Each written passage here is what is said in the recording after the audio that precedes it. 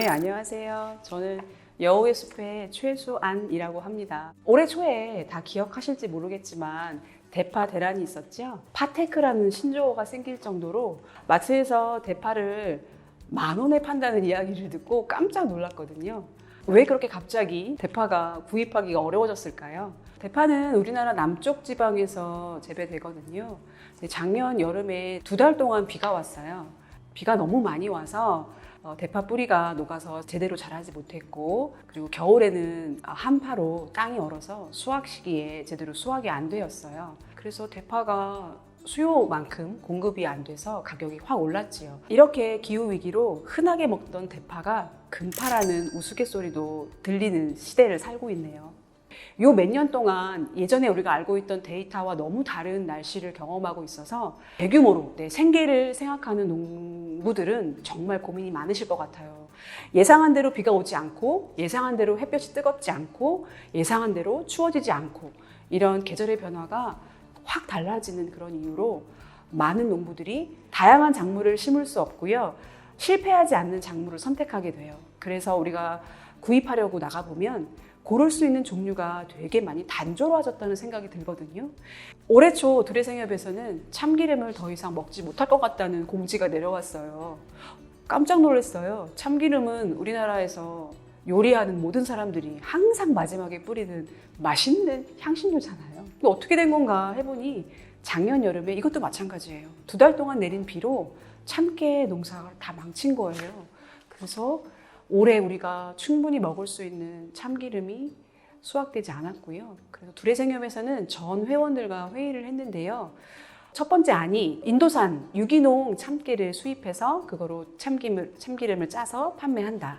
2번, 아쉽지만 올해 우리 국내에 제대로 된 참기름 유기농 농사가 되지 않았으니 올 1년은 참기름을 덜 먹는다.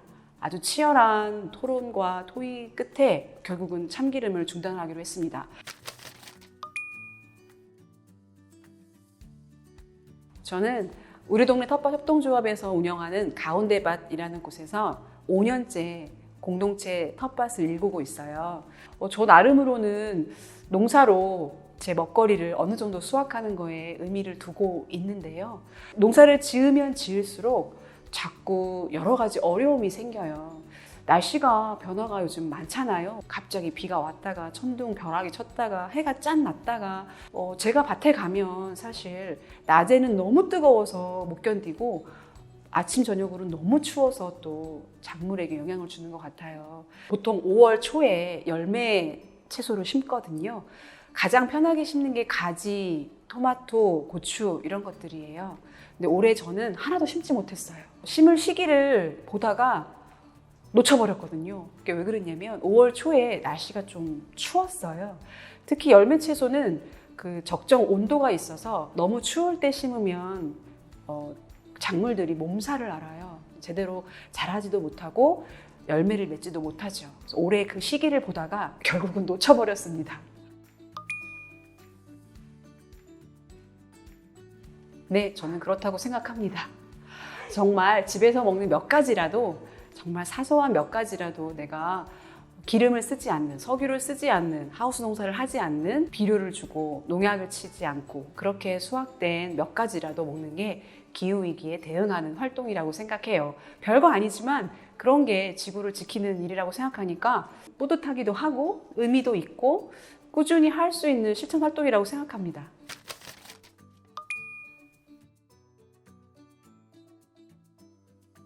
플라스틱의 시작이 어떻게 시작됐는지 혹시 아세요? 플라스틱의 시작은 1900년대에 그때 가장 많이 유행하던 스포츠와 연결이 돼 있거든요. 그때 당구를 되게 귀족 스포츠로 시작이 됐는데요. 당구공이 코끼리의 상아로 만들었대요. 그래서 그때 한참 상아를 얻기 위해서 많이 포획을 했었다고 하는데, 코끼리가 한정돼 있잖아요. 상아도 한정돼 있고, 당구공의 가격이 굉장히 비싸지고 또 소수만, 그 가격을 감당할 수 있는 소수만 즐길 수 있는 스포츠가 되었다고 해요.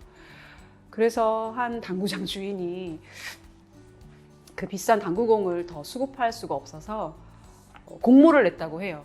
이 당구공을, 상하로 만든 당구공을 대체할 물건을 만드는 사람에게 1만 달러를 주겠다고. 그게 바로 플라스틱의 시작입니다. 사실 처음 플라스틱을 발명하고 나서는 정말 친환경적으로 잘 쓰였을 것 같아요. 그런데 플라스틱을 만든 회사 입장에서는 사람들이 너무 튼튼하고 질기고 잘 쓸 수 있어서 한 번 사면 자주 안 사는 거예요. 그럼 플라스틱 회사는 자기들의 기업에 또 많은 수익을 얻어야 되는데 그게 문제가 생기잖아요. 나온 결론이 플라스틱의 미래는 쓰레기통에 있다 였대요. 그래서 일회용이 생겼답니다. 일회용 플라스틱이 생기고 난 다음부터 지구는 걷잡을 수 없이 문제가 생기기 시작했어요. 왜? 사라지지 않는 플라스틱이 너무너무 넘쳐나니까요. 은평구의 하루 쓰레기 배출량은 2018년 기준 263톤이라고 해요. 은평구에 있는 많은 단체에서 쓰레기를 좀 줄여볼까 하는 활동들을 많이 하고 있어요. 도래생협에서는 뚜껑 모으기 챌린지를 했었고요. 한살림에서는 옷 되살림, 또 은평구는 모아모아 사업이 있지요. 그리고 도래생협은 이번에 용기 내는 장날도 진행했습니다. 매번 동사무소에 가면요, 아이스팩 모으는 상자가 있더라고요. 이렇게 동네에서 실천할 수 있는 여러 가지 행사가 있으니까 누구나 참여할 수 있습니다. 제가 꼭 하나 이야기하고 싶은 게 있어요. 보이시죠? 친환경 수세미라고 이름 붙어진 이 아크릴사로 떠진 수세미요. 사실 이 수세미 많이 쓰시잖아요. 근데 이 수세미가요, 설거지 할 때마다 미세 플라스틱이 바다로 흘러간답니다. 여기 있는 이런 작은 실들이 다 미세 플라스틱 조각으로 되거든요. 이걸 대체할 수 있는 아주 좋은 수세미 소개해 드릴게요. 짠! 이거는 오이 수세미의 열매를 따서 말린 건데요. 지금 은평구 마을공동체 지원센터에서 진행하는 수세미 키우기와 연결되어 있는 거예요.